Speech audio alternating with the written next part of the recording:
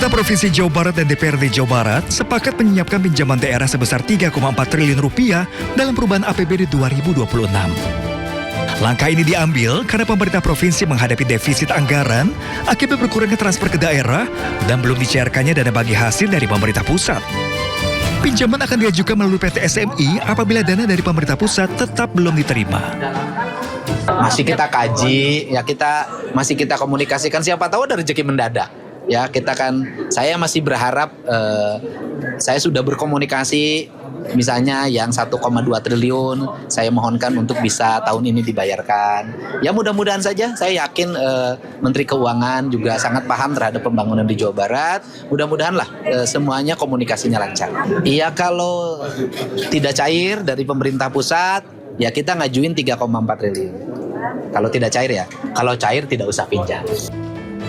Berkurangnya transfer ke daerah mencapai 2,458 triliun rupiah, sementara kurang salur dana bagi hasil tahun 2023 hingga 2025 mencapai sekitar 4 triliun. Kini baru 1,222 triliun yang memiliki dasar peraturan namun belum diterima pemerintah provinsi.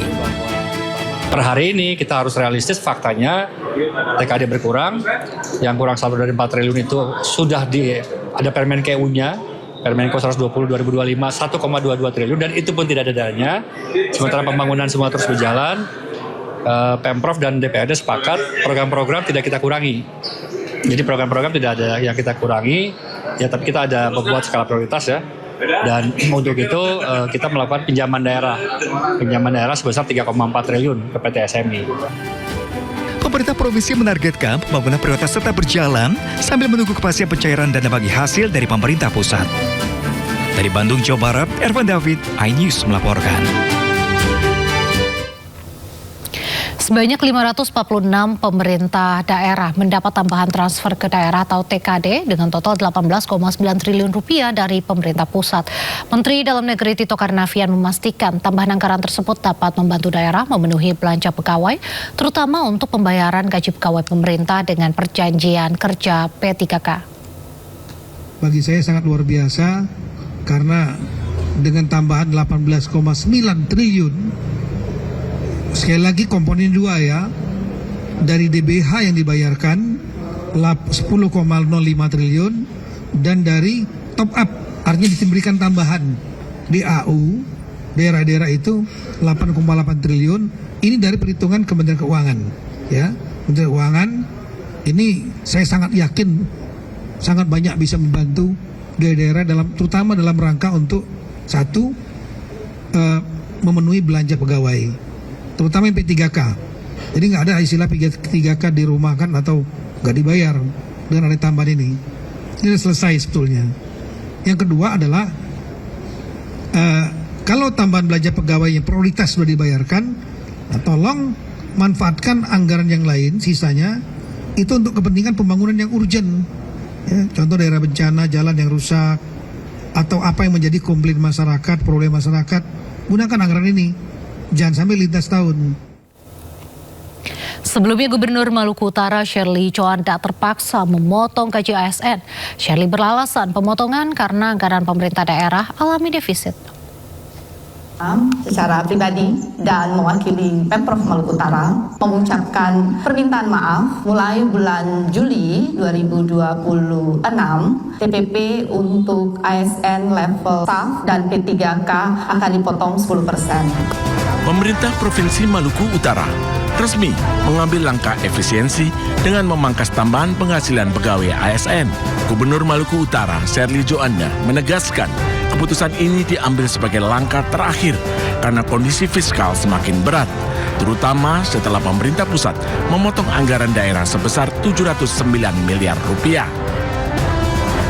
Oleh karena itu, dengan berbagai pertimbangan dilakukan efisiensi potongan 10% untuk TPP mulai bulan 7 sampai bulan Desember itu menghasilkan efisiensi 67 miliar. Artinya kita masih tetap defisit 51 miliar. Solusinya adalah peningkatan PAD. Jadi, apakah bisa tidak dipotong? Tidak bisa. Dengan berbagai simulasi itu yang terbaik yang bisa dilakukan. Oleh karena itu, saya mewakili pribadi dan pemerintah Provinsi Maluku Utara memohon maaf atas pemotongan ini, memohon pengertiannya dan menginfokan penjelasan bahwa memang fiskal kita dalam kondisi yang sulit untuk tidak dilakukan pemotongan karena Rencananya, pemangkasan akan diterapkan mulai Juli hingga Desember 2026. PNS, staf, dan P3K akan dipotong sebesar 10%. Sementara eselon 1 hingga 4 sudah sejak awal Januari ini dipotong sebesar 20%.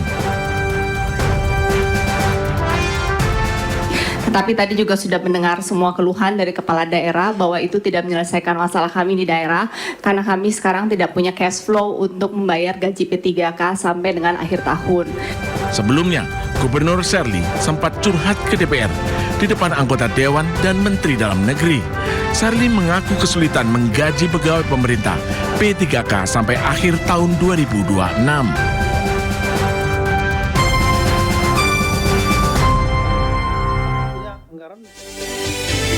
Topan Dolphin menghantam pantai timur Cina, membawa angin kencang dan hujan lebat ke Provinsi Zhejiang. Informasinya usai jeda, jangan kemana-mana, tetap di Sunda Sore.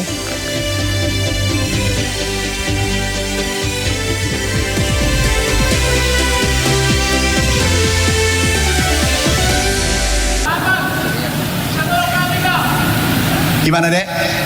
Saya ada berapa dari Kabupaten Kecil, Pak. Ini. Jadi Pak Rektor,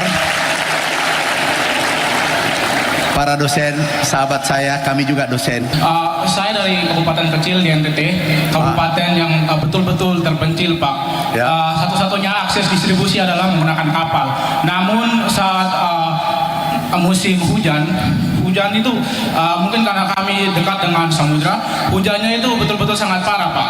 Nah, masalahnya, Pak, kebutuhan beras kami itu sekitar 24 sampai 27 ton per tahun, sedangkan kemampuan kami cuma bisa 10%, sehingga harga beras sering naik dan mahal, Pak. Video mahasiswa Universitas Diponegoro asal Kabupaten Alor, Nusa Tenggara Timur, Adriano Padama, viral di media sosial. Mahasiswa ini curhat di hadapan Menteri Pertanian Amran Sulaiman saat berkunjung ke kampus Undip, Semarang, Jawa Tengah. Adriano menyebut harga beras di kampung halamannya mahal karena distribusi beras kerap terganggu. Menteri Amran bahkan langsung menghubungi Direktur Utama Perumbulok untuk segera mengirim beras ke Alor, NTT. Pak Rektor, Pak Dirut, itu Kabupaten Alor, ada nggak gudang di sana? Kalau tidak, bisa bangun satu gudang sana ya. Oke, harga beras di sana cukup tinggi. Oke, kalau tidak ada gudang, bangun gudang di sana, gudang Bulog. Kemudian hari ini minta Dirut kirim beras di sana. Dan insya Allah harganya cuma 12.500 ya.